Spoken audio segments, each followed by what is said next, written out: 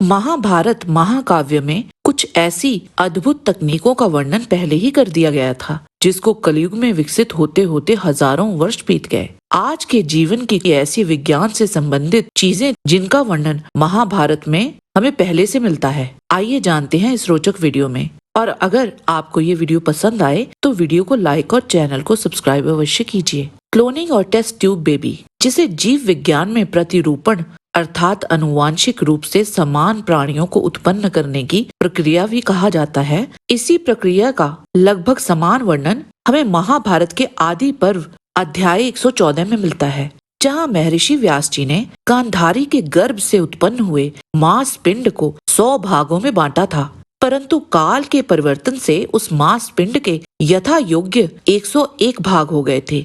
व्यास जी ने उसको घी में भरे हुए 100 कुंडों में गर्भ के रूप में परिणत कर दिया। फिर उन कुंडों को उन्होंने गुप्त स्थानों में रखवा दिया था। तदंतर वर्ष बीतने पर जिस क्रम से वे गर्भ उन कुंडों में स्थापित किए गए थे, उसी क्रम से उनमें से सबसे पहले दुर्योधन उत्पन्न हुआ था और कुल मिलाकर गांधारी के 100 पुत्र उत्पन्न हुए थे और इन पुत्रों के अतिरिक्त एक कन्या भी उत्पन्न हुई थी। सेरोगेसी अर्थात एक महिला के गर्भ से भ्रूण को निकालकर दूसरी महिला के गर्भ में स्थानापन्न करना। ऐसी ही प्रक्रिया का उल्लेख महाभारत में मिलता है, जब योग माया ने देवकी के 7वें गर्भ को रोहिणी के गर्भ में स्थापित कर दिया था। इस वृतांत के अनुसार भगवान शेषनाग के अवतार बलराम जी ने देवकी के गर्भ में सप्तम पुत्र के रूप में प्रवेश किया था। तब भगवान विष्णु की आज्ञा अनुसार योग माया ने उस भ्रूण को देवकी के गर्भ से रोहिणी के गर्भ में स्थानांतरण कर दिया था।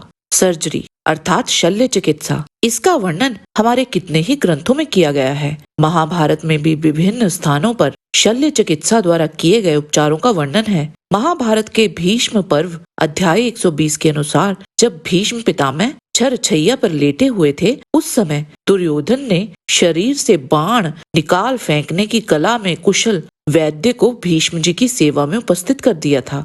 वह समस्त आवश्यक उपकरणों से युक्त थे। इस वृतांत से ही हमें ये ज्ञात हो जाता है कि महाभारत के समय में भी सर्जरी की जाती थी। जब भी सेना युद्ध के लिए निकलती थी तो उस समय सर्जन्स की पूरी टीम उस सेना का भाग बनकर साथ ही रहती थी। बैक्टीरिया और वायरस अर्थात जीवाणु और विषाणु, इनका वर्णन अर्जुन ने महाभारत के शांति पर्व अध्याय 15 में किया है। वह युधिष्ठिर को बताते हैं कि कितने ही ऐसे सूक्ष्म योनि के जीव हैं जो अनुमान से ही जाने जा सकते हैं, जिन्हें सामान्य दृष्टि से देख पाना संभव नहीं है। मनुष्यों की पलकों के गिरने मात्र से ही जिनके कंधे टूट सकते हैं, ऐसे जीव भी यहाँ मौजूद हैं। ऑप्टिकल इल्यूजन अर्थात दृष्टि भ्रम, इसका प्रमाण हमें पांडवों के माया महल में मिलता है। महाभारत के सभा पर्व अध्याय 47 के अनुसार जब दुर्योधन सभा भवन में पहुंचा तो उसे कई प्रकार की भ्रमित कर देने वाली चीजों का सामना करना पड़ा था। एक जगह वह जल से भरी हुई बावली को स्थल समझ बैठा था और उस जल में गिर गया था, और उसके उपरांत वह स्थल में जल का भ्रम हो जाने से कपड़े उठाकर चलने लगा। उसके बाद दुर्योधन को वहां स्फटिक मणि का बना हुआ दरवाजा दिखा, जो वास्तव में बंद था तो भी खुला दिखाई देता था। उसमें प्रवेश करते हुए उसका सिर टकरा गया था। ठीक उसी तरह एक दूसरा दरवाजा मिला जिसके बड़े बड़े किवाड़ थे। यद्यपि वे खुला हुआ था तो भी दुर्योधन उसे बंद समझकर उस पर दोनों हाथों से धक्का देने लगा, किंतु धक्के से वह स्वयं द्वार के बाहर निकलकर गिर पड़ा था।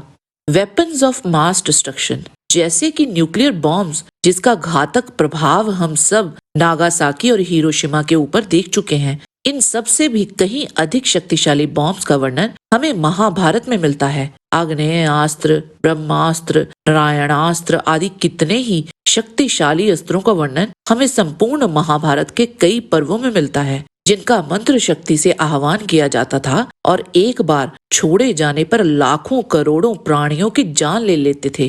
कुछ अस्त्र तो ऐसे भी थे जो संपूर्ण पृथ्वी को ही नष्ट करने में सक्षम थे। मृत संजीवनी विद्या, महाभारत के आदि पर्व अध्याय 76 के अनुसार इस विद्या का ज्ञान दैत्य गुरु शुक्राचार्य को था। एक समय जब दैत्यों और देवताओं का युद्ध हुआ था तो देवताओं ने जिन भी दैत्य दानवों को मारा था उन सबको शुक्राचार्य ने अपनी संजीवनी विद्या के बल से पुनः जीवित कर दिया था। परंतु असुरों ने जिन देवताओं को मारा था उनमें से किसी को भी देवों के गुरु बृहस्पति जीवित नहीं कर पाए थे, क्योंकि गुरु शुक्राचार्य जिस संजीवनी विद्या को जानते थे उसका ज्ञान बृहस्पति को नहीं था। इससे देवताओं को बड़ा विषाद हुआ था। बाद में गुरु बृहस्पति के पुत्र कच्छ उस विद्या को सीखने के लिए शुक्राचार्य जी के पास भी गए थे। संजय की दिव्य दृष्टि जो बिल्कुल टेलीविजन के ही समान थी। संजय भी दूर से हो रही गतिविधियों को देखकर धृतराष्ट्र को सुनाया करते थे। संजय को वरदान था और उसी के चलते वे युद्ध भूमि की एक एक गतिविधि को धृतराष्ट्र को सुनाया करते थे।